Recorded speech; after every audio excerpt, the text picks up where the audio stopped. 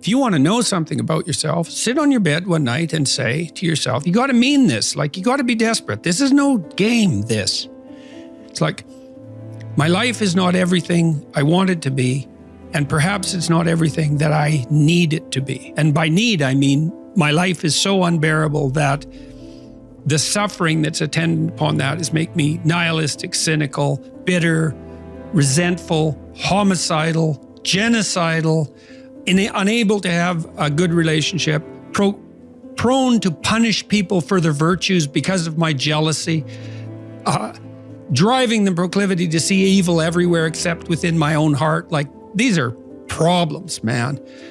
And you ask yourself, you sit on the bed and say, okay, man, I'm ready to learn something. Like, what's one thing I'm doing wrong that I know I'm doing wrong, that I could fix, that I would fix?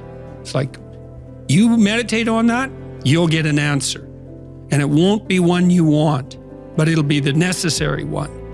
And it's often something that will point you to small things. So Carl Jung said, people in the modern world don't see God because they don't look low enough. And so imagine you're in your messy bedroom, and you're sitting on the edge of the bed trying to have an honest dialogue with yourself. And the little voice says, it's pretty disgusting in here. And you think, well, I'm way above such trivial niceties as organizing my room. It's like, well, that's pride. That's arrogance. If you're above organizing what's actually yours, how in the world are you ever going to organize anything else? And so you get on your knees and you think, well, it's time to, take a brush to the toilet. And maybe that's where you start. And that works. Like, that works. You start making those micro improvements, like real micro improvements, real on the ground, actual micro improvements to things that are wrong, you'll improve unbelievably rapidly. How is it that discipline and the straight and narrow offer the best chance for a good life? And how is it that we have forgotten that is the case? Well, the reason that discipline is necessary is because you're a mass of competing short-term interests. And so the question is then, well, which short-term interest should win out? And the answer to that is, well, none of them. They need to be organized into a hierarchy that makes them functional across time and across individuals. So like a 2-year-old is very likely to act out his or her proximal impulse. But of course, a 2-year-old can't survive in the world.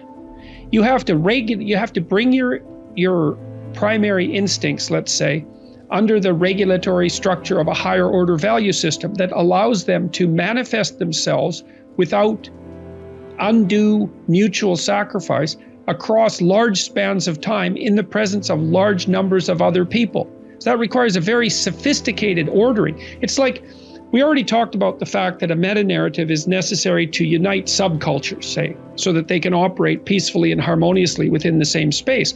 The same thing applies within you, because you're an internal coalition of warring single-minded tribes, and they have to all be brought under the organizational structure of long-term collective vision, let's say. Mm-hmm. And in order to do that, you have to be disciplined. And any discipline, technically speaking, is an attempt to bring all those competing short-term impulses under a larger scale and more inclusive framework. And so you do that, and then, well, that's actually what gives you freedom. Being impulsive and being free aren't the same things, because if you're impulsive, you're just the slave of your impulses. Right. There's no freedom in that. That's the same freedom, so to speak, literally, that a 2-year-old has, because a 2-year-old isn't socialized yet. So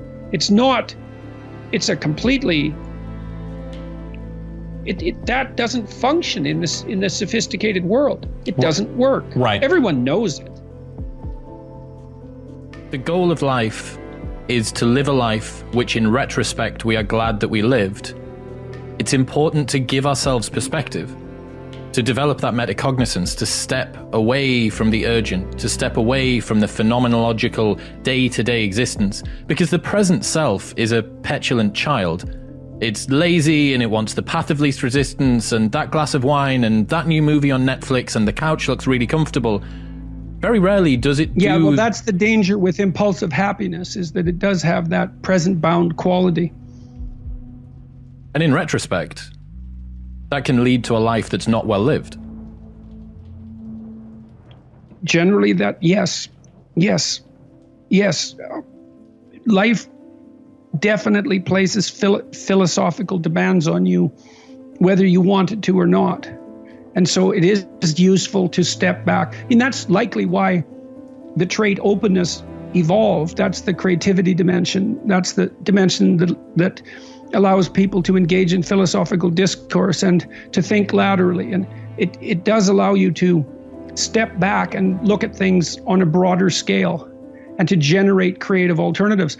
The problem with examining your assumptions is it's very disquieting, because you want things to act the way you predict and desire them to act. And you work within a set of axioms and you act them out in order to maintain that predictability, that desirable predictability. If you mess around, the more fundamental the axiom that you question, the more uncertainty you release. And some of that can be positive, but plenty of it can be anxiety provoking. I mean, just imagine that you're in a relationship and it's maybe a year into it and you haven't formalized and finalized it, but then one day you allow yourself to ask the question, is this the relationship I want to be in? Well, that's a fundamental question, but just imagine now you're destabilizing your entire future. You're destabilizing your present. You're destabilizing your past, because while engaging in the relationship, you're acting out the assumption that it's the proper relationship. But now you question that. That means the story you told yourself about what was happening while it happened, even though it's already happened, was wrong and something else had happened. And then you have to think through what actually happened. So it's unbelievably demanding. And the more axiomatic the assumption, the more certainty is cast into troublesome chaos. Now, you could say, yeah, but the alternative is worse. And I believe that often that's true, but the thing about the alternative is that you can always forestall it, right? Mañana. Ask that question tomorrow. You bet. And it's a very powerful temptation, and no wonder. Do you want to dig up the body now, or do you want to wait a month? It's like, well, it'll be more rotten in a month, but it's not a month. It's not now, right? It's not now. And so I understand why people don't want to delve into things, even if their emotions indicate that they should. I mean, I would see this all the time. If you're trying to settle an important issue with your partner, let's say, that can be a tremendously troublesome excavation process.